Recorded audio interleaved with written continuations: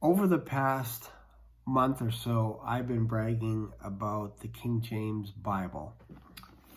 I went out and purchased this probably about 2 months ago, and by sheer coincidence, I left my other Bible, the one that I basically read every single day with a highlighter.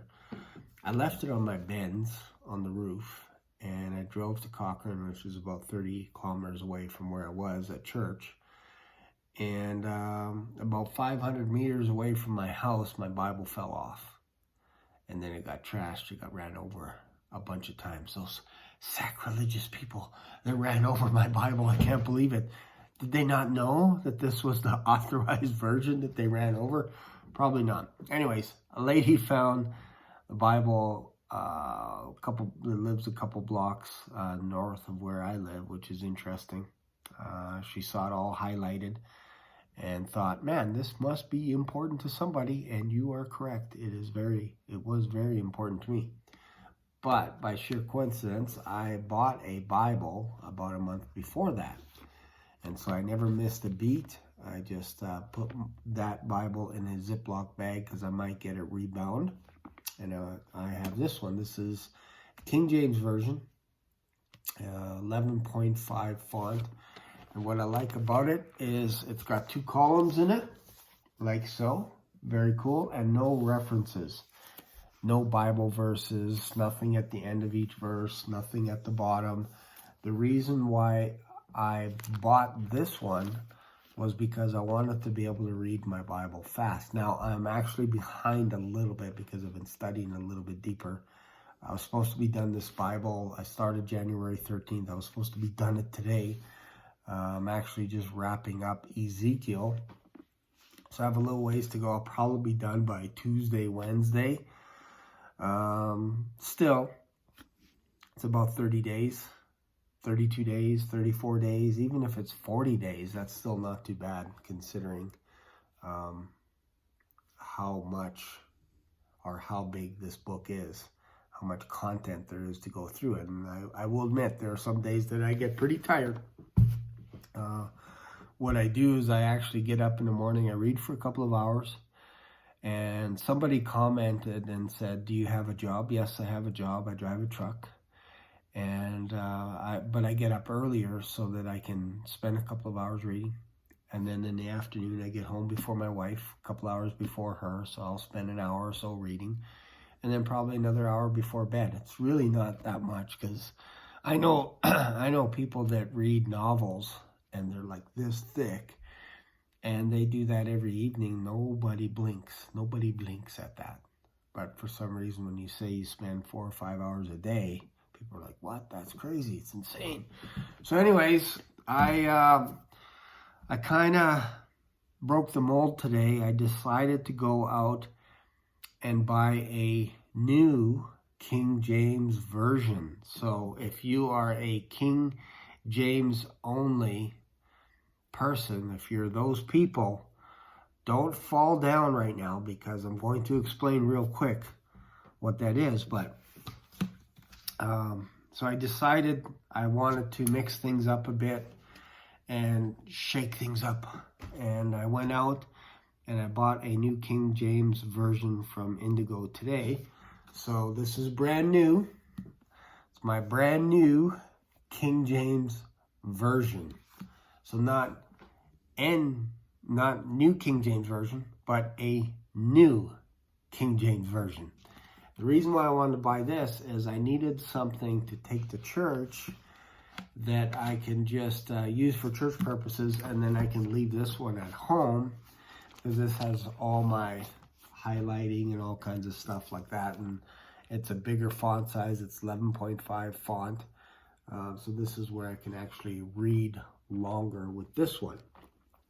So I went out, bought this one. You're going to see what this one looks like and why I bought it.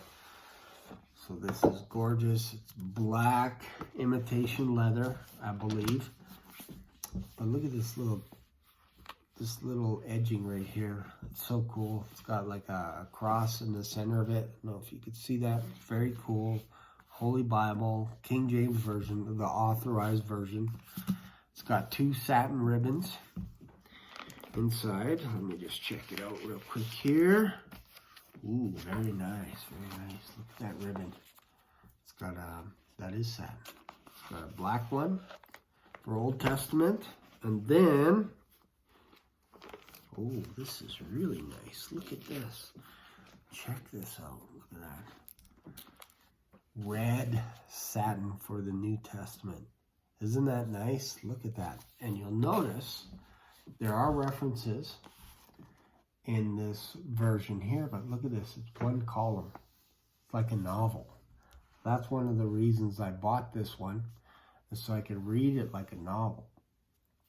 Also, at the bottom is more scripture references, which is kind of cool. So I'll use this probably as a little bit more of a reference study Bible, if you will, if I ever get stuck for some reason. And just to mix things up a bit, it's kind of nice to switch over to one column instead of always having a 2-column Bible like this one. So that's what I did today. Love it. It's got 43,000 references in this one, so it's hefty. It's probably about 1,700 pages in this one. This one is 1,100? Yeah, 1,100 pages. This one is almost twice as big. 1,800 pages. But I'll tell you one thing that I don't like about this, that I noticed. And I don't know if it's, I think this is just this printing of this particular Bible. I hope they're not all like that, and I don't think they are. But this is something that I noticed here. I like the edging all the way around. This is very cool, like all that stuff. But here, notice this. See how close that is to the top? See that? It's probably about a half a finger width. Look at this here. I noticed, I don't know if you could tell. Yeah, right here. This is kind of bizarre. Look at this. Look at how close that is to the top. It's crazy. Like it almost gets cut off. And for me, that's, I don't know. I don't like that. It feels a little bit cheaper in some ways. I don't know if that makes sense. It just feels like, because I used to work in a book publishing house, Bible publishing house, doesn't sound right, in Bethany. And they would have all kinds of machines and everything that could cut all this stuff up, and it just feels like the edging, oh yeah, it is, it's cut wrong. Look at that. Right there. It's cut right off, so they cut it wrong. So I'm probably going to have to take this back. Page 999, it's cut off. So yeah, I got to return this. I was wondering, I was like, man, that seems awfully close. And yeah, this is, look at this. Ecclesiastes is cut right off. You wouldn't even know what that is. So I got to get another version. Another King James version, so I'm glad I noticed that. You know, what's funny is when I was looking through it, I kind of noticed that a little bit, but I didn't pay attention to it. I was just like, oh yeah, it's kind of weird. Could be my eyes or whatever. I should have trusted my gut instinct. So now I have to take that back because it's just weird to have Ecclesiastes. Oh, and Proverbs as well. So this is unacceptable right now. So I got to take this back tomorrow. So sad. Oh well. Anyways, if you like this type of thing, me reviewing Bibles, let me know.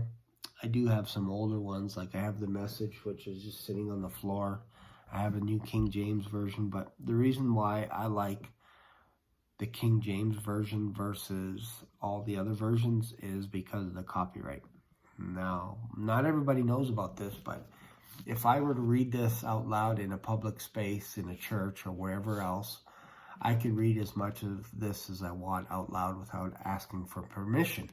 If I wrote an essay on this Bible, if you use another translation, you have to ask for permission. If you use anywhere from 25 to 50% of your work is related to the Bible, you have to get copyright permission.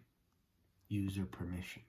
with the King James authorized version, the 1611 version, you don't need any permission whatsoever. I can talk about this Bible as long as I want on YouTube without anybody ever coming up to me and saying, hey, you need copyright permission.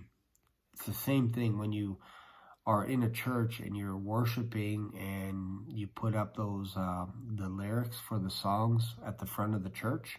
You have to put copyright permissions on there in order for you to be allowed to sing those songs.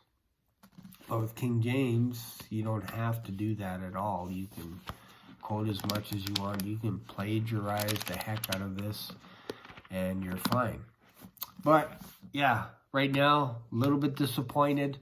I wish I'd actually checked through all the pages. I'll probably do that from now on, is make sure that all the edging is properly formatted, because it's not good when it's hitting the edges like that. Anyways, hopefully you got something out of this. Hopefully this encourages you to go out and buy a King James Bible. Try it for a couple of weeks. Try it for 30 days.